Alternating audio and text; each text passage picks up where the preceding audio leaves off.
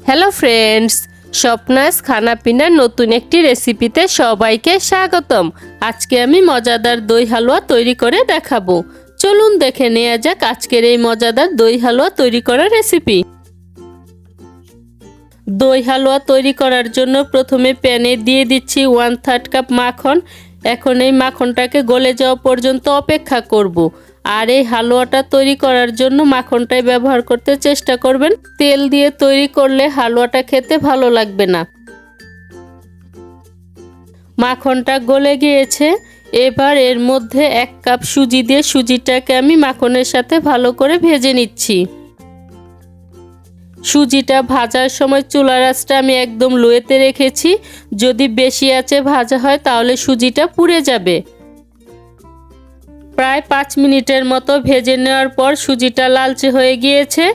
এবার এর মধ্যে 1 কাপ চিনি দিয়ে চিনিটাকেও সুজির সাথে ভেজে নিচ্ছি।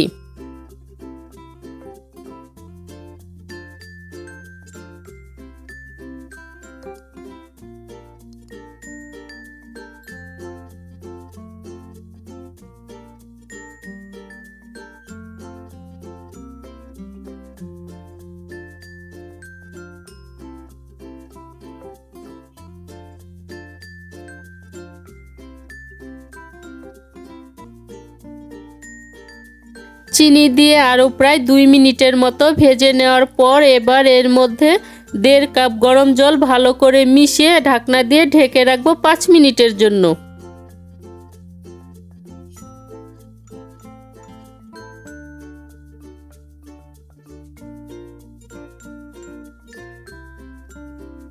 পাঁচ মিনিট ঢাকনা দিয়ে ঢেকে রাখার পর সুজির জলটা শুকিয়ে এসেছে।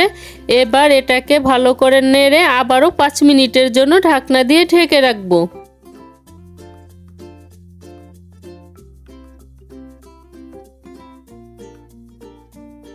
আরও প্রায় 5 মিনিট ঢাকনা দিয়ে ঢেকে রাখার পর সুজির সম্পূর্ণ জলটা শুকিয়ে গিয়েছে। এবার এটাকে আমি এভাবে কিছুক্ষণ নাড়াচাড়া করে নিব, এতে করে সুজির দলাটা ভেঙে যাবে।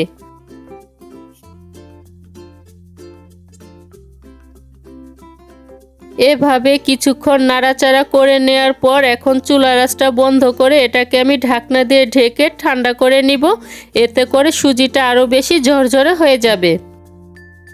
সুজিটা ঠান্ডা হয়ে যাওয়ার পর একদম ঝরঝরে হয়ে গিয়েছে। এখন দই হালুয়ার জন্য দইয়ের মিশ্রণটা তৈরি করে নিচ্ছি। দইয়ের মিশ্রণটা তৈরি করার জন্য বাটিতে দিয়ে দিচ্ছি 1 কাপ টক দই ও 1 কাপ ক্ষীর। এখন এই ক্ষীরটা দইয়ের সাথে ভালো করে মিশিয়ে নিচ্ছি। যেহেতু ক্ষীরটা তৈরি করার সময় আমি সামান্য পরিমাণ চিনি দিয়েছিলাম আর সুজিটার মধ্যেও চিনি দেওয়া আছে, তাই এখানে আর আলাদা করে চিনি দিচ্ছি না। এখন হালুয়াটাকে সেট করার জন্য আমি এখানে ছোট সাইজের কেকের একটি মোল্ড নিয়েছি আর এর মধ্যে র্যাপিং পেপার বিছিয়ে নিয়েছি, যাতে করে হালুয়াটাকে আমি সহজে তুলে নিতে পারি। এবার এর মধ্যে আমি রান্না করে নেওয়া সুজিটা ভালো করে সেট করে নিচ্ছি।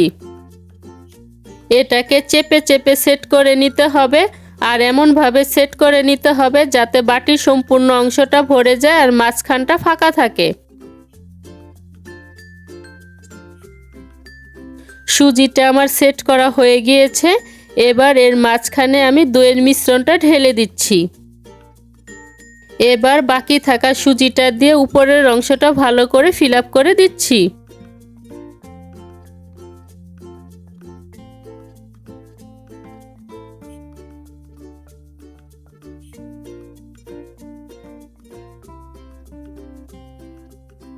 উপরের অংশটা আমি চামচের সাহায্যে ভালো করে সমান করে নিয়েছি।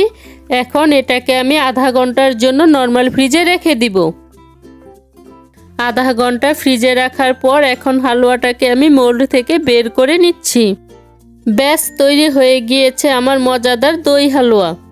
আজকের এই দই হালুয়ার রেসিপিটি যদি ভালো লেগে থাকে অবশ্যই বাড়িতে একবার হলো ট্রাই করবেন আর কেমন হয়েছে আমাকে কমেন্ট করে জানাবেন।